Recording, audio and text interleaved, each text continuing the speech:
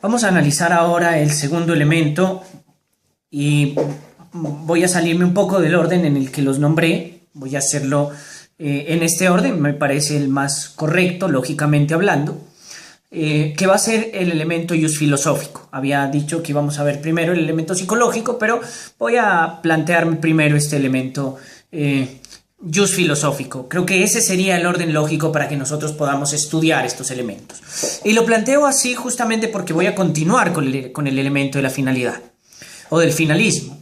No dentro de la escuela finalista del derecho penal, no, sino dentro de la escuela finalista de lo que tiene que ver con lo constitucional. Es decir, que tenemos que ligar esas dos cosas, esas dos ramas del derecho que son justamente inescindibles, no las podemos separar, no las podemos romper.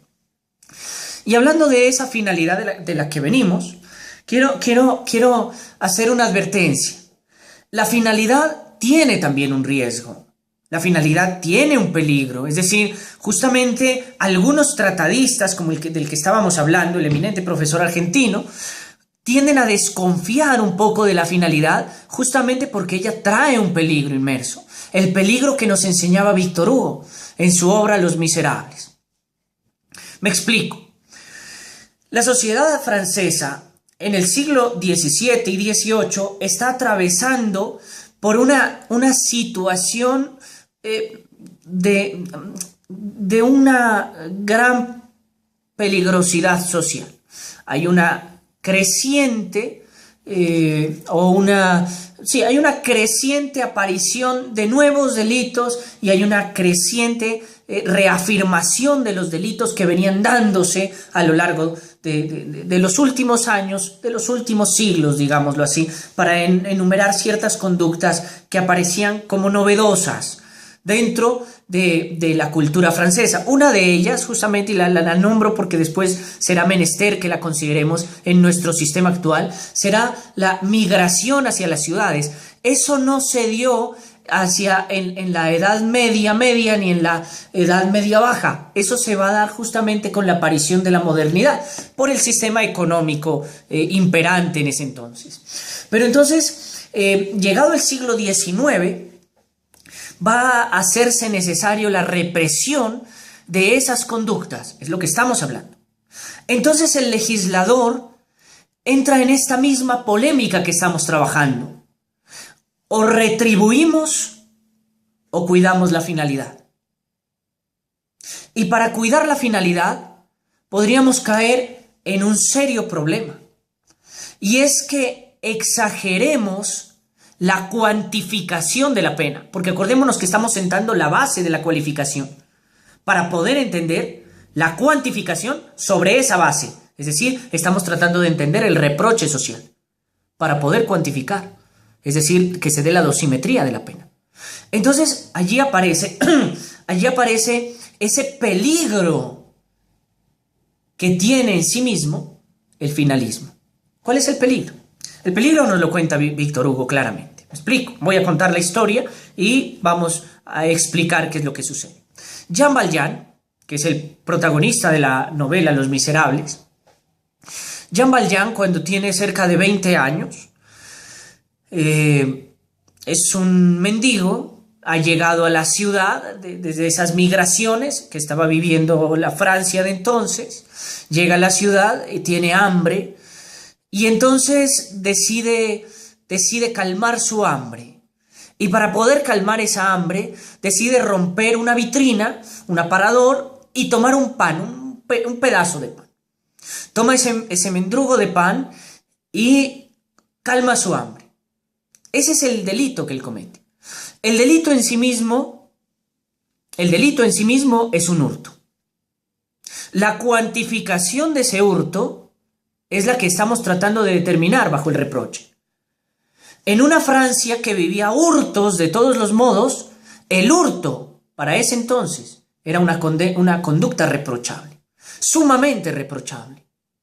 El robar un pan, diferente a robar cualquier otra cosa de mayor valor, posiblemente no sea reprochable bajo la conducta de la retribución, pero bajo la conducta de la finalidad es igual de reprochable porque está quebrantando uno de los fines del Estado, que robar una cosa de valor. Aquí es donde radica el peligro del finalismo. Es decir, la finalidad del Estado es fundamental para determinar la dosimetría de la pena, sin olvidar la naturaleza humana respecto de la conducta que se está cometiendo. Entonces, cuando nosotros buscamos solo el finalismo, por eso el peligro, cuando buscamos solo el finalismo, podemos condenar como a Jean Valjean a 20 años de presidio por haber robado un mendrugo de pan. Tremendo problema. Un sujeto, como en Colombia, hace poco, que se robó un caldo de gallina, un condimento de esos que valen, qué sé yo, eso viene a ser como $10 creo, no sé si estoy haciendo bien la cuenta, menos, como 100 centavos de dólar, 500, 50 centavos de dólar, no llegan ni a $1, ¿vale? Y se roba unos condimentos de esos, y por robarse unos condimentos de esos, le han dado 6 años de prisión, 6 años. Y un político que es condenado por enriquecimiento ilícito se va a una cárcel diferente, con caballos, con chef, con todas las garantías, y paga 2 años y sale a seguir delinquiendo.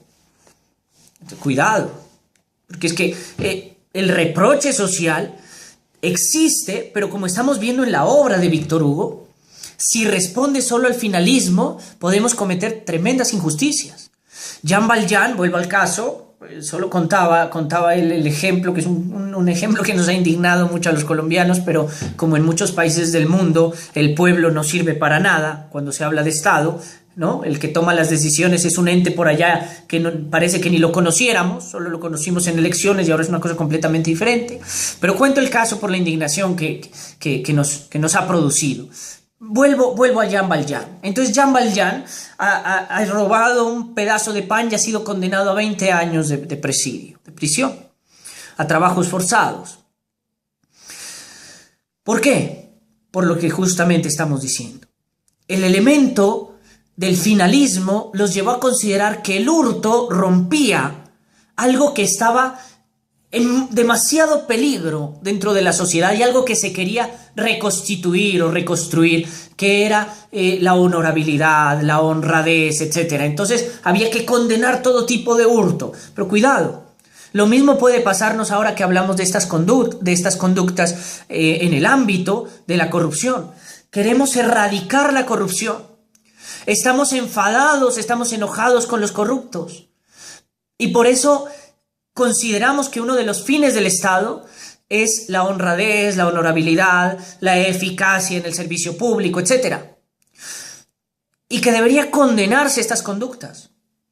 Pero la dosimetría de la pena no puede olvidar que cada conducta tiene una gravedad o una gravosidad diferente. Entonces, el sistema penal, si bien parte de ese finalismo que explicamos, ahora hemos puesto un elemento más.